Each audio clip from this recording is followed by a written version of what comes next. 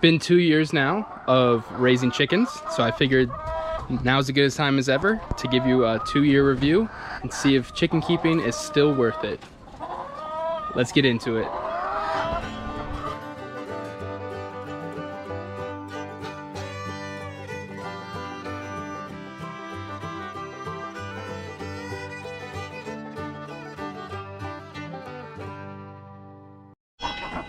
So year 2 for us has been the year of bantams. We've got all of these new bantam girls. Got 7 of them. One in there too. And so this is our first year with bantams. We started off with only standard hens, which are over there. And with the bantams came more new and came with more firsts for us. Like our first coop expansion. So we started off with that one coop over there and the one run. Then we built the second coop and the addition onto this run to make 2 separate areas, one for the bantams, one for the standards over there. And with this expansion and the new coops, now we have more space for everybody while they're in here, and then they still have access to free range when we let them out. So it's been really fun getting to know these bantams. They're much smaller. If you can tell, you can see right there, them next to the big girls through the door right there, the size difference. And it's been a lot of fun. Really enjoy how small they are. Honestly, what we learned the most from having bantams this year is that we should have started having bantams earlier. They're super adorable. All of them are full of personality. They're super small, which is nice because if you don't have a lot of space, you can fit more of them. Because chicken math's always a thing. So if you got bantams, you can fit a lot more per your area. Something else that's nice about chickens and with bantams and chicken math is that they lay much smaller eggs.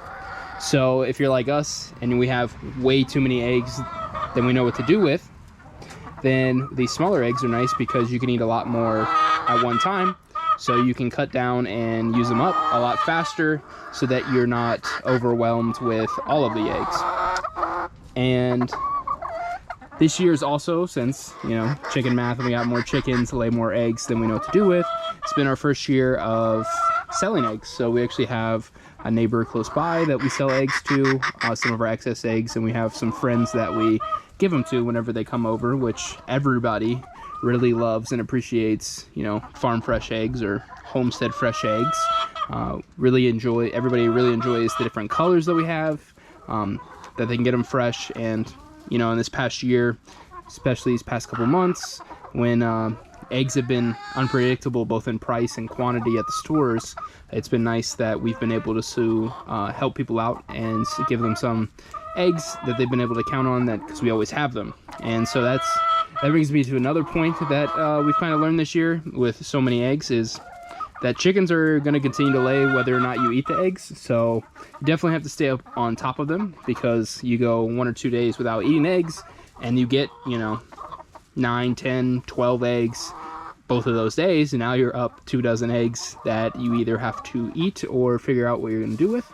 So definitely it is a blessing, but it can also be kind of a burden if you feel kind of overwhelmed with the eggs. So this year as well has been another year of, you know, finding new recipes. So it's not just scrambled eggs and fried eggs all the time, but finding different recipes. We've actually got a cookbook that we've really like and been trying out recipes there. Be able to use up the eggs and, you know, different baked goods, things like that. So that's been really fun. What else is new this year? The expansion, bantams, good times. This year has been, we learned the lesson of addition by subtraction. So we actually had one more of the standard girls that are in there, and we ended up having to rehome her this year. She just would not stop messing with all of her other flock mates. She kept pulling out their feathers no matter what we did. We tried a bunch of different remedies. We tried more time free ranging, we tried more treats, we tried more activities, different flock blocks, things to peck in the run, just giving them more space, more entertainment. We even tried separating her, putting out her pen out there. We really tried everything we could. Like I said, even more time free ranging and just more space. but it didn't matter. They could have the whole yard, and she would just run over and start pecking feathers out from the other girls. So long story short, after trying everything, we had to rehome her, and ever since then, all of our hens have looked beautiful. They don't have bare backsides with feathers picked out, necks with feathers picked out.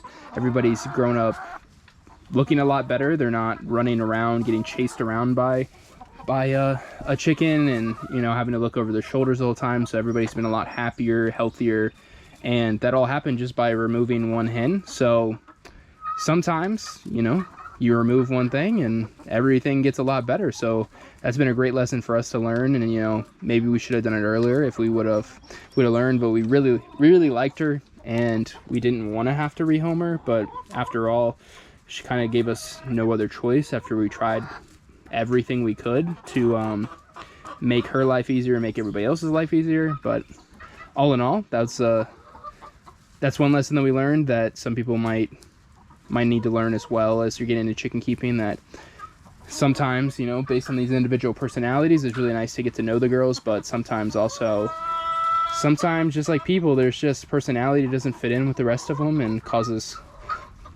more mayhem than they're worth. So we learned that this year.